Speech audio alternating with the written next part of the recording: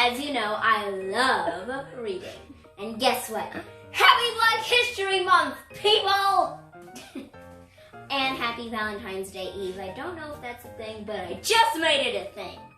Give it up! So, anyway, happy Black History Month, and today, and for Rise, we are going to be reviewing the 1920s when jazz became popular! And this book is about jazz. This book is called Before John Was a Jazz Giant. Let's read the spine there.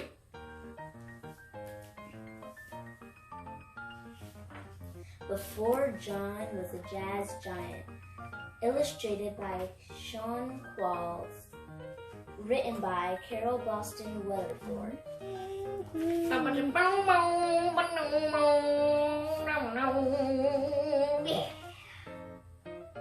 No, come on, it's jazz.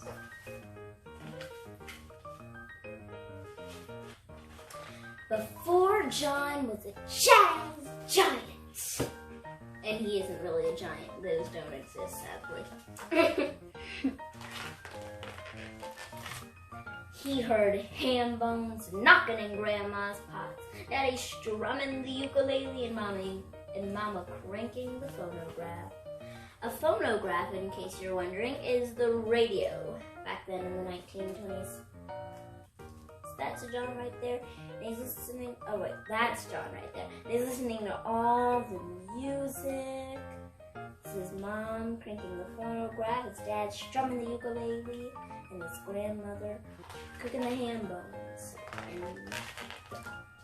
Before John was a jazz giant, he heard steam engines whistling past, Cousin Mary giggling at jitterbuggers, and Bon Jingles tap dancing in the picture show. Listening to all the music around him. Look at that. That's his Cousin Mary. And the jitterbuggers, that's what they called tap dancers back then. The Bon Jingles are a type of instrument. Before John was a jazz giant, he heard Grandpa's Sunday sermons, Mama playing hymns for the senior choir, and the scoutmaster's call to join a band. Oh look, he used to play the trumpet. Yeah. Okay, I'll stop with the jazz music. Not a promise! This is jazz, still listening to all the music around him so he could develop more and more so he could become a musician. Before John was a jazz giant, he heard birds warbling at sunrise, the sobs of kinfolk at family funerals, and cheers as he marched in parades.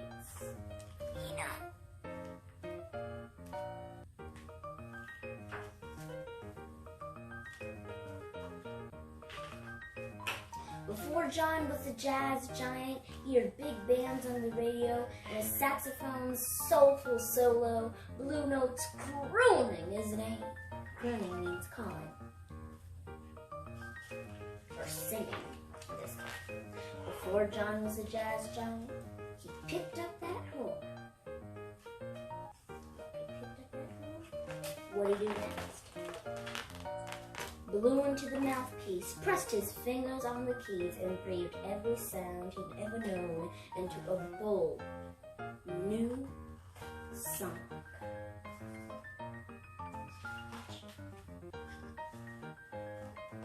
Before John was a jazz giant, what do you think he did?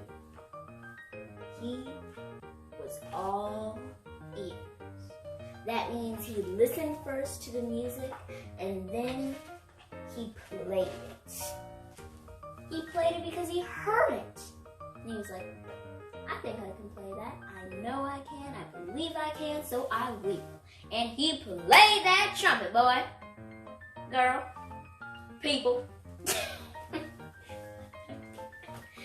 Anyway, thank you for reading this book with me. Bye-bye.